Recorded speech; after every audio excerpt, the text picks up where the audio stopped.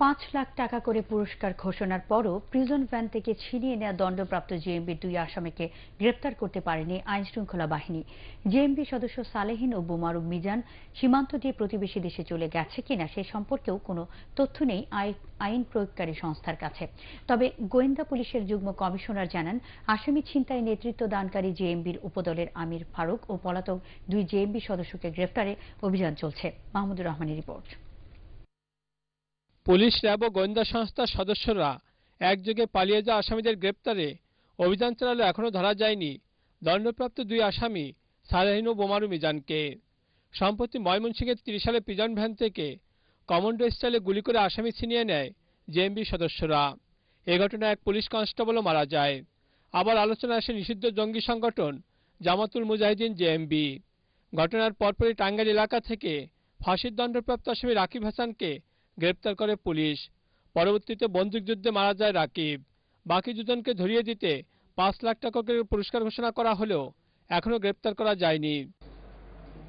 গোয়েন্দা পুলিশের যুগ্ম কমিশনার মনিরুল ইসলাম বলেন, জেএমবি আবারও স্বল্প পরিসরে সংগঠিত হওয়ার চেষ্টা করছে, তবে তাদের পুরো নেটওয়ার্ক সম্পর্কে তথ্য পেয়েছে তারা। বোমারু মিজান এবং সালেহীনের ছবি দিয়ে পোস্টার ছাপানো হয়েছে, তারপরে লিফলেট বিতরণ করা হয়েছে, বিভিন্ন জায়গায় পত্রিকায় বিজ্ঞপ্তি দিয়ে জনসাধারণের সহায়তা চাওয়া হয়েছে, পুরস্কার ঘোষণা করা হয়েছে। তা আমরা আশাবাদী যে তারা শীঘ্রই ধরা পড়বে।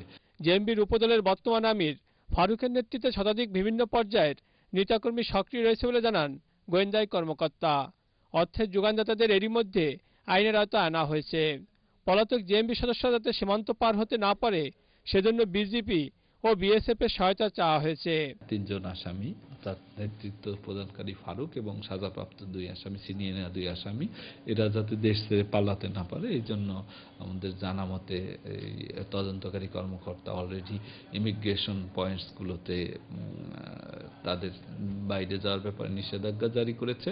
পাশাপাশি বর্ডারিং যে জেলাগুলো রয়েছে সেই জেলাগুলোতেও সতর্কবার্তা পাঠানো হয়েছে। গোয়েন্দা কর্মকর্তা আরও জানান, প্রিজন ভ্যান থেকে আসামি ছিনিয়ে নেওয়ার সাথে যারা জড়িত তাদের শনাক্ত করা গেছে।